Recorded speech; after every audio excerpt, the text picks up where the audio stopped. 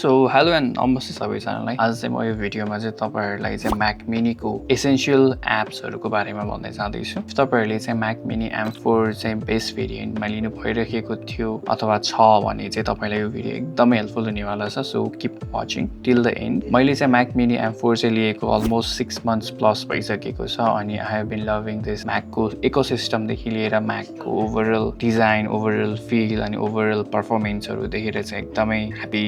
And satisfied रहेको छु। So if हजुर पनि प्लानिङ गर्दै हुनुहुन्छ लिनलाई भने चाहिँ I highly suggest you guys to just take the leap of faith अनि त्यसपछि jump from the Windows to Apple ecosystem. So अब हामी आइपुग्दा चाहिँ हाम्रो एप्लिकेसन्सहरुमा चाहिँ कुन चाहिँ लिने त एप्लिकेसन्स। तपाईले म्याक त लिनुभयो, म्याक लिनु भइसकेपछि मेरो एकदम एसेन्शियल टुल चाहिँ के थियो त, तर फ्री पनि हुनु पर्यो। यसमा कुनै पनि एप्लिकेसन्सहरु चाहिँ पेड वाला चाहिँ रेकमेन्ड गर्दिन किनभने इट्स हाइली अनडाउटेबल नेपालमा चाहिँ पेड धेरैले युज गर्नुहुन्छ भनेर। So I am preferring you guys completely free अनि प्लस इफेक्टिभ पनि। सो फर्स्टमा रहेको छ एप चाहिँ रेकास्ट भन्ने। सो रेकास्ट भन्ने एप्लिकेसन चाहिँ कस्तो एप्लिकेसन हो भने चाहिँ तपाईलाई सिम्पली चाहिँ क्विक एक्सेस टुल्सहरुदेखि फाइल्सहरुदेखि एप्लिकेसन्सहरु क्विक एक्सेसमा चाहिँ सर्टकट टाइप गरेर सर्च गर्ने बित्तिकै आउँछ कि। यो चाहिँ काइन्ड अफ लाइक तपाईको एप्पलमा भएको भित्र नै स्पटलाइट पेसेसको थिङहरु हो। लाइक तपाईले विन्डोज र स्पेस थिच्ने बित्तिकै तपाईको जुन एउटा आउँछ स्पटलाइट सर्च भन्ने, त्यसबाट पनि तपाईले एप्लिकेसन्सहरु सर्च गर्न मिल्छ। बट रेकास्टमा चाहिँ के छ भने चाहिँ तपाईको क्लिपबोर्ड फिचर्स, इमोजी फिचर्स, त्यसपछि तपाईको एप्लिकेसन सर्च, त्यसपछि गुगल सर्च पनि हुन्छ र मेबी त्यता पछि अलिकति पे गर्यो भने एआई असिस्टेन्टहरु के छ त्यो डिफ्रेन्ट टुल्सहरु छ। बट फ्री टुल्समा नै तपाईले धेरै नै कुराहरु गर्न मिल्छ। फाइल्स, फोल्डर्स, एप्लिकेसन्स, त्यो चाहिँ सिम्पली चाहिँ स्पटलाइट सर्च चाहिँ स्टेरोइड्समा भएको चिज जस्तै हो कि रेकास्ट भनेको चाहिँ। सो रेकास्ट चाहिँ म पहिलेदेखि नै युज गरिरहेको थिएँ अनि it has been till this time भनेपछि I am highly using Raycast अनि एकदमै राम्रो छ। यो विन्डोजको लागि चाहिँ अवेलेबल छैन, म्याकको लागि चाहिँ कम्प्लिटली फ्री छ र पेड भर्जन पनि छ if you want switch over to that application. But मलाई सकेसम्म पेडमा जानुपर्छ जस्तो फिल भएको छैन, फ्रीमा नै धेरै कुराहरू छ है। अनि अर्को एप्लिकेसन नम्बर 2 मा रहेको छ नोसन। सो नोसन भनेको चाहिँ पहिलादेखि नै मैले यो भिडियोजहरुमा नि भन्दै आइराखेको हो, स्टुडेन्ट्स हुनुहुन्छ अथवा बिजनेस ओनर हुनुहुन्छ भने चाहिँ तपाईलाई नोसन युज गर्नुस् किनभने प्रोजेक्ट म्यानेजमेन्टदेखि लिएर तपाईको ओभरअल बिजनेस सिस्टमहरु यसमा बनाउन मिल्छ। तपाईले कन्टेन्ट प्लानिङदेखि लिएर सबै कुराहरु गर्न मिल्छ यसमा। जस्तै मैले अहिले भिडियो बनाउनु पर्नको मेन एउटा प्रोजेक्ट म्यानेजमेन्ट पनि यो नोसनमै राखेको छु। मैले स्क्रिप्ट्सदेखि लिएर त मेरो के चाहिँ भन्नुपर्छ, मैले कहाँ चाहिँ डेडलाइन कतिमा त्यो छ मेरो यो सबमिसन, अनि मैले ओभरअल त्यो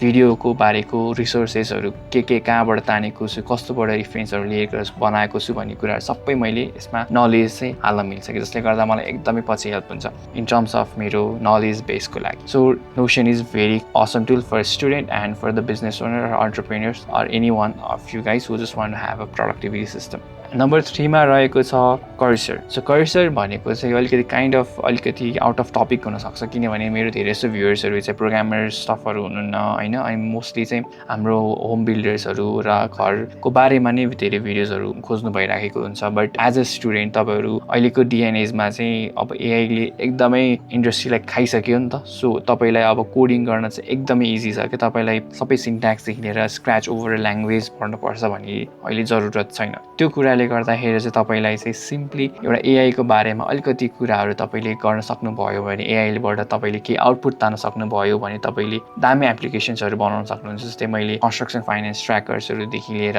हाम्रो कन्स्ट्रक्सन म्यानेजमेन्ट सफ्टवेयर्सहरु देखि लिएर मैले ओभरअल एआई को फिचर्सको हाउस डिजाइन देखि लिएर सबै कुराहरु चाहिँ मैले एआई बाट चाहिँ बनाउँदै छु र बनाइराखेको छु कि जसले गर्दाखेरि चाहिँ मलाई एउटा आइडिया चाहिन्छ। जुन चाहिँ पहिला चाहिँ मैले VS कोडहरु युज गर्थेँ, अब चाहिँ एआई आको भएर चाहिँ मैले कर्सर्सहरु युज गर्छु। अनि कर्सर्सको मैले प्रो प्लान लिइरहेको छु किनभने प्रो प्लानमा चाहिँ मलाई ओभरअल चिजहरु नै मैले तानिराखेको छु। But you can go for free plan पनि है, कर्सरमा फ्री प्लान पनि छ। त्यो के चिजहरु लिमिटेसन्स हुन्छ लाइक तपाईको रिक्वेस्टहरु, बट ओभरअल त्यही फ्री प्लान नै राम्रो काम गर्छ है। सो तपाईले इफ कोडिङहरुमा इन्ट्रेस्ट छैन तर बट एआईमा इन्ट्रेस्ट छ त के एप्लिकेसन्सहरु बिल्डिङ गर्नु छ भने चाहिँ overall I highly recommend cursor किनभने इन्जिनियरिङ भनेको चाहिँ बिल्डिङ हो के। एउटा जे चिज पनि बिल्ड गर्न सक्यौं भने दैट इज कल्ड इन्जिनियरिङ मेरो हिसाबमा। अनि त्यही भएर चाहिँ मलाई चाहिँ बिल्डर्स पर्सोनामा छु रादर देन इन्जिनियर्सको एउटा कोर थ्योरी बेस्डहरू भन्दा पनि like I want to get my hands dirty and त्यसपछि just make things so that is what engineering is for me त्यस भएर चाहिँ मैले चाहे कोडिङ होस् चाहे नन कोडिङ होस् त्यो भएर चाहिँ म आई डोन्ट जस्ट डिस्टिङ्ग्विस यो चाहिँ मेरो सेक्टर होइन यो तिम्रो सेक्टर हो भन्ने कुराहरू just I just do the things that I want do and त्यसपछि I think I'm interested on about है त नम्बर 4 मा रहेको छ एन्ड्रोइड स्टुडियो सँगै अब एन्ड्रोइड स्टुडियो भनेको चाहिँ अब मोबाइल एप्लिकेसन डेभलपमेन्टको लागि चाहिँ अब